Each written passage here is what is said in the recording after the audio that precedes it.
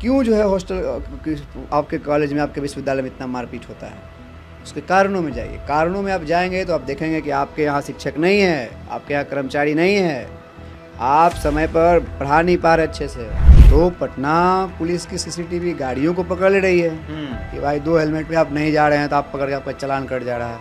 मतलब जिस तरीके से मारपीट की गई, ये पूरा एक जानलेवा हमला। एक तबका तो है जिसे समाज में नफरत पसंद है, समाज में बेरोजगारी पसंद है, और खास पार्टियों को वो सब कोशिश करते रहते हैं। 26 जुलाई को पटना के भिखना पहाड़ी में एक घटना घटती है। आयशा के जो नेता हैं वो लोग गए हुए थे, कुछ मीटिंग थी, मिलने के लिए गए हुए थे। लेकिन कुछ उसी समय, लगभग घटना 8-9 बजे के आसपास की है, कुछ उसी समय पे असामाजिक तत्वों के द्वारा, जो पटेल छात्रावास के छात्र हैं, वो लोग आते हैं गैंग में आते हैं लगभग 40-50 की संख्या में, और सभी लोग मिलकर इन सभी के ऊपर हमला बोल देते हैं। इनकी संख्या लगभग 5-6 थी, उनकी संख्या लगभग 50-60 के संख्या थी, और सभी के हाथों में डंडा, किसी के हाथों में रॉड, किसी के हाथ में अन्य अन्य हथियारें थी। वहाँ पे फायरिंग भी हुई है, और इतनी ज़्यादा इनको चोटें आई हैं। इनका नाम विकास यादव हुआ, आयशा के लीडर हैं, और ये लोग अपना काम कर रहे हैं तो घूम के वहाँ पे उस मोहल्ले में, उसी वक्त इनके ऊपर हमला हो जाती है। तो जानते हैं आखिर वो उनके हमला करने का वजह क्या है, उनका मोटिव क्या है, आखिर ये वहाँ क्या करने गए थे। विकास जी, आप सबसे पहले बताइए, आप भिखना पहाड़ी में क्या करने के लिए गए हुए थे? देखिए, आम दिनों की तरह अभी हम लोगों का आयशा का 10वां राष्ट्रीय सम्मेलन होने वाला है, जिसको लेकर हम लोग छात्रों के बीच एक कैंपेन, और जैसा कि आयशा जैसे चलता है लोगों को जन सहयोग से, आर्थिक जन सहयोग से चलता है, तो उसके लिए हम लोग कोष संग्रह कर रहे थे। और लगभग 3-4 घंटे से हम लोग उस इलाके में अपना कैंपेन और कोष संग्रह कर रहे थे। लौटने के दौरान मतलब भिखना पहाड़ी जस्ट मोड़ पर हम लोगों ने कोचिंग में ऐसे ही बस बैठकर उनसे बातचीत ही कर रहे थे, बच्चों से बातचीत ही कर रहे थे। कितना टाइम बज रहा था उस टाइम? तब तक 8 साढ़े 8 के आसपास हो रहा होगा। शाम? मतलब हाँ, शाम, मतलब रात के 8 बजे, तो 8 साढ़े 8 हो चुके हैं। तो अचानक मतलब हॉकी स्टिक, रॉड और भट्ठा वट्ठा उस तरह से सब कुछ लेकर कई सारे, मतलब एक झुंड अचानक उस कोचिंग में घुस आता है, और सीधा पूछता है कि इसमें फलाना कौन है, कि फलाने के साथ ऐसा हुआ है कुछ। किसको पूछा गया उसमें? उसमें हमारे आयशा के पटना विश्वविद्यालय के पूर्व प्रत्याशी अध्यक्ष के आदित्य रंजन के बारे में पूछा गया। तो हमने बोला कि क्या बात है भाई? तो बोले कि हम अपने पटेल के लड़के को मतलब धमकी दिया। हमने बोला कि ऐसी कोई मतलब बात तो नहीं। पटेल छात्रावास के हाँ, लड़के को? मतलब ऐसा ही बातचीत आई। ठीक है। अब इसमें पटेल के लोग शामिल हैं नहीं शामिल हैं, ये काम पुलिस का है। अगर शामिल हैं तो आप कार्रवाई कीजिए, नहीं भी शामिल है, जो भी लोग हैं आप कार्रवाई कीजिए। ये हमारा काम नहीं, आइडेंटिफाई करना पुलिस का काम है। वहाँ पे सीसीटीवी कैमरा वगैरह सब कुछ लगा हुआ तो उसके बाद मैंने उन्हें समझाने की कोशिश की कि भाई क्यों ऐसा मारपीट करने पे तुले हो, इस तरह से नहीं करना चाहिए, बातचीत करना चाहिए।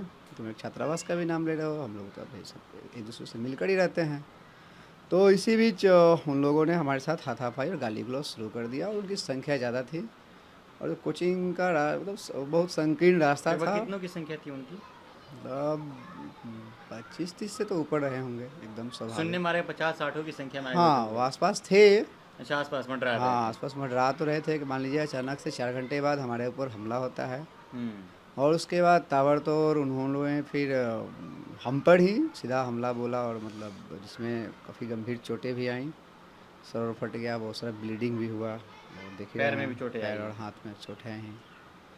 तो इस तरह की घटना हुई, और आए दिन हम देख भी रहे हैं कि पटना विश्वविद्यालय में इस तरह की घटनाएं हो भी रही हैं और बढ़ी भी हैं। तो इस पर जो एक तो पूरे पटना पुलिस का जो प्रशासन है, इनका रवैया क्या रहता है, वो सब हम देख रहे हैं। समझ लीजिए कि अभी घटना के 36 घंटे से ज़्यादा हो चुके हैं। बाकायदा उसी रात हमने कुछ लड़कों के आइडेंटिफाई हुआ, जिनको हमने पुलिस को बता दिया है कि ये लड़के हैं। उनके चेहरे दिखे हुए थे कैंपस में। तो पुलिस ने बाकायदा 2 नामजद एफआईआर भी किया, सब कुछ किया। लेकिन हम लोगों ने पुलिस को भी कहा कि भाई आप वहाँ सीसीटीवी खंगालिए, वहाँ रोशनी है पर्याप्त, सीसीटीवी कई सारे सीसीटीवी लगे हुए हैं, सारे कोचिंग्स के अपने सीसीटीवी हैं, वहाँ कई सारे बैंक एटीएम्स हैं, उनके सीसीटीवी हैं, आपका वहाँ पुलिस का जो चेक पोस्ट है उसका अपना एक बड़ा सीसीटीवी लगा है। तो पटना पुलिस की सीसीटीवी गाड़ियों को पकड़ ले रही है कि भाई 2 हेलमेट पे आप नहीं जा रहे हैं तो आप पकड़ के आपका चालान कट जा रहा है। लेकिन ऐसे असामाजिक तत्व जो अपराधी प्रवृत्ति के हैं, पटना विश्वविद्यालय के कैंपस के छात्र नेताओं पे लगातार हमला कर रहे हैं, आप वैसे लोगों को नहीं पकड़ पा रहे हैं। तो ये प्रशासन का पूरा फेल्योर है। उसके बाद हम लोग फिर वहाँ से सर फट गया हमारा, किसी तरीके से हम लोग पीएमसीएच पहुँचे, फिर वहाँ इलाज शुरू हुआ। उसके बाद हम लोगों ने उसी बीच हमारे साथियों ने पुलिस को फ़ोन भी किया, देर सवेर वो आए और हमारे साथी वहाँ लंबे समय तक फंसे भी रहे हैं और उनकी संख्या भी बढ़ी रही है। गाली गलौज ये तो आम बात है। मतलब जिस तरीके से मारपीट की गई, ये पूरा एक समझिए कि जानलेवा हमला है। अब ये किन कारणों से हुआ है ये हम लोग भी देख रहे हैं। क्या लग रहा है, साजिश है क्या इसमें किसी और देखिए, राजनीतिक साजिशें तो चलती रहती हैं। अगर आप कैंपस डेमोक्रेसी की बात करते हैं, बेहतर शिक्षा की बात करते हैं, बेहतर रोजगार की बात करते हैं, तो एक तबका तो है जिसे समाज में नफ़रत पसंद है, समाज में बेरोज़गारी पसंद है और ख़ास ख़ास पार्टियों के वो कुछ कुछ करते रहते हैं। तो लेफ़्ट की पॉलिटिक्स थोड़ा टफ़ इसीलिए हो भी जाता है कि आप समाज के वो जो एक पूरा तबका है उसके आप एक अपोनेंट के रूप में काम कर रहे होते हैं। तो हमारे कामकाज से, हमारे सवालों से हो सकता है कि उन्हें कोई बेचैनी हो, वो बतौर संगठन को आगे नहीं देखना चाह रहे हों, या वो बतौर व्यक्तिगत ही हमला भी हो सकता है।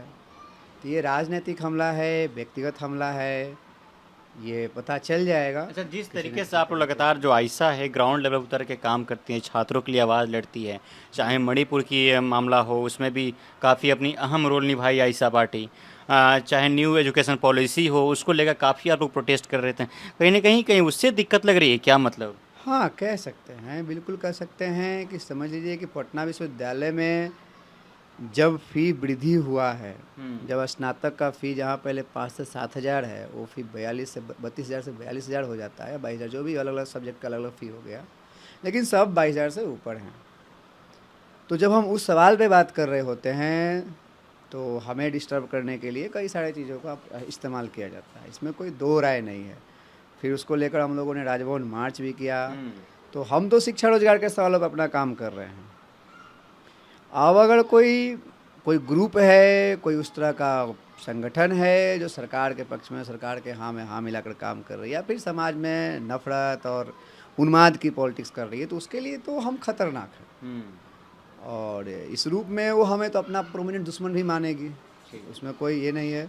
और कैंपस के भीतर भी पिछले दिनों जो हॉस्टलों में भी हुआ, बमबारी और हाँ, गोली हम लोग लंबे समय से, ये तो दूसरे कुलपति हैं, इसके पहले भी जो कुलपति थे उनसे भी और इनसे भी हम लोग लंबे समय से मांग करते रहते हैं कि जितने भी हॉस्टल्स हैं, आप हॉस्टल्स पे विश्वविद्यालय प्रशासन कंट्रोल ले। तो आप पुलिस प्रशासन भर दिए हैं, घटना हो जाती है, पुलिस प्रशासन खड़ा रहती है, उसके बाद कई राउंड फायरिंग होती है, उसमें लोगों को गोली लग जाती है। तो आप ये जो पूरा कैसे चला रहे हैं आप? तो अब कुलपति बोलते हैं कि तुम जिम्मेदारी लो कि मारपीट नहीं होगा तब हम हॉस्टल खोलेंगे। क्या वो मेरी जिम्मेदारी है? आप कुलपति हैं, आप विश्वविद्यालय प्रशासन हैं, ये आपकी रिस्पॉन्सिबिलिटी है। उसके कारणों में जाइए कि क्यों जो है हॉस्टल के छात्र आपस में लड़ते हैं, क्यों जो है हॉस्टल आपके कॉलेज में, आपके विश्वविद्यालय में इतना मारपीट होता है। उसके कारणों में जाइए, कारणों में आप जाएंगे तो आप देखेंगे कि आपके यहाँ शिक्षक नहीं है, आपके यहाँ कर्मचारी नहीं है, आप समय पर पढ़ा नहीं पा रहे अच्छे से, बच्चों को बेहतर एजुकेशन आप नहीं दे पा रहे हैं। तो ये सब कारण है। हम लोगों ने तो ये मांग किया कि तमाम जो हॉस्टल है उसमें आप मेस की सुविधा लगाइए और हॉस्टलों में थोड़ा उसको फिल्टर कीजिए, उसको दुरुस्त कीजिए, ठीक कीजिए, थोड़ा रेनोवेट भी कीजिए, मैगजीन, मेस ये सब लगाइए। तमाम देश भर के जो केंद्रीय विश्वविद्यालय हैं वहाँ तो हॉस्टलों में मार नहीं होती हैं, वहाँ तो कैंपस में मार नहीं होती। मार जो हो भी रही हो, जो भाजपा के इशारे पे हो रही है। अच्छा, अगला सवाल आपसे ये है कि आप लोगों ने एफआईआर दर्ज करवाया है? हाँ, कितने उसके लोगों बाद पे? हम लोगों ने 2 नामजद है जिनका नाम पुलिस को बता दिया गया है। आइडेंटिफाई हो गए वो लोग? अभी तो पुलिस ने अभी तक कोई कार्रवाई नहीं की करवाई है। नहीं हाँ, की। अब प्रशासन पुलिस, इतनी मतलब ठप क्यों है इस मामले में? ये तो हम भी पूछना चाह रहे हैं कि आज इस सवाल को भी लेकर, उनकी गिरफ्तारी की मांग को लेकर आयशा ने पूरे बिहार भर में राज्यव्यापी आंदोलन हुआ प्रोटेस्ट था। भी किया। कि भाई अगर आप लॉ एंड ऑर्डर की बात कर रहे हैं, आप छात्रों की आप सुरक्षा की गारंटी नहीं कर सकते हैं, तो किस तरह का लॉ एंड ऑर्डर है? क्या काम करता है आपका लॉ एंड ऑर्डर? मैं फिर दोहराना चाहूँगा कि आप पूरे पटना में कैमरा लगा दिए हैं, लेकिन पटना के एकदम सबसे हॉट इलाका जहाँ मतलब पूरी एक घनी आबादी है, छात्रों का ये है, वहाँ पर से आप आइडेंटिफाई नहीं कर पा रहे हैं। तो अब फिर क्या कैमरा किसी सर्विलांस है? काम का नहीं है। मतलब अगर आप कुछ नहीं कर पा रहे हैं तो किस काम का है? क्या तनख्वाह उठा रहे हैं आप? तो ये सवाल है। और तो मांग क्या बतौर आपकी? ऐसा हम मांग करते हैं कि जो भी हमलावर हैं उन पे कार्रवाई हो, उनकी गिरफ्तारी हो, और दूसरी तरफ पटना विश्वविद्यालय में डेमोक्रेटिक एक इस्टेब्लिशमेंट हो, छात्र पढ़े लिखे। पटना विश्वविद्यालय में कौन छात्र आता है ये सबको समझना चाहिए। बतौर नागरिक हम आप सबको समझना चाहिए। वो सबसे सोसाइटी का गरीब तबका का छात्र आता है, जो इस उम्मीद से आता है कि बिहार के अन्य विश्वविद्यालयों बेहतर में एजुकेशन मिलेगा। हमारी पढ़ाई जो है समय पर नहीं पूरी हो पाएगी, तो वो यहाँ आता है। और उसके लिए आप इस तरह का क्या व्यवस्था कर रखे हैं कि हॉस्टल है तो इस स्थिति में है, क्लास नहीं चल रहा है, दुनिया भर की ख़राब चीज़ें हैं, सीख के जाते हैं, वो समाज में क्या क्या सीखेंगे, क्या समाज को चलाएंगे?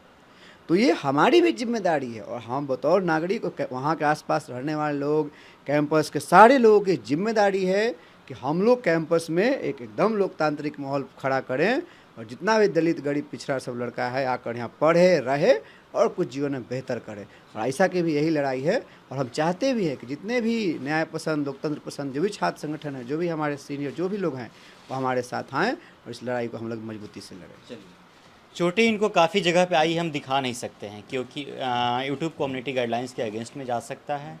और जितने का चोट काफ़ी जगह पे आई है, लगभग 2 दिन हॉस्पिटल में पीएमसीएच में भर्ती थे।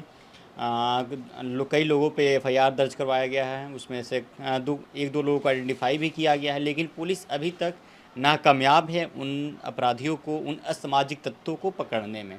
एक तरफ अब चारों तरफ पटना में बाइक जो हेलमेट नहीं लगाते हैं उनको पकड़ने के लिए आपने सीसीटीवी कैमरा इंस्टॉल करवा दिया, लेकिन उन अपराधियों को पकड़ने में शायद वो कैमरा आपकी मदद नहीं कर रही है। तो कहीं ना कहीं आपकी ये नाकामी है। एक तरफ नीतीश कुमार जो हमारे बिहार के मुख्यमंत्री हैं और जो गृह मंत्री भी हैं, कहते हैं कि हम CCC पे काम करते हैं, क्राइम, करप्शन और कम्युनलिज्म, लेकिन ये तीनों चीज़ कहीं ना कहीं ख़त्म होते हुए नहीं दिख रही है। क्राइम खासकर ज़्यादातर बढ़ गई है, जिस तरीके से हमारे बिहार में या हमारे देश में, खासकर हम बिहार की बात करें तो यहाँ पे आए दिनों लगातार बेटियों की, छोटी छोटी बच्चियों की रेप हो रही है, हत्याएँ हो रही है। आपको ऐसी खबरें सुनने के लिए मिलती हैं और देखने के लिए भी मिलती हैं। चलिए, बहरहाल इस खबर में इतना ही। मेरा नाम आदित्य है, आप द पंचायत देख रहे थे, और अभी तक आप इस चैनल पर नए हैं तो सब्सक्राइब कीजिएगा और अपनी प्रतिक्रिया ज़रूर बताइएगा उन पटेल छात्रावास के बारे में और उस पटना यूनिवर्सिटी के बारे में आप क्या सोचते हैं। बहुत बहुत शुक्रिया।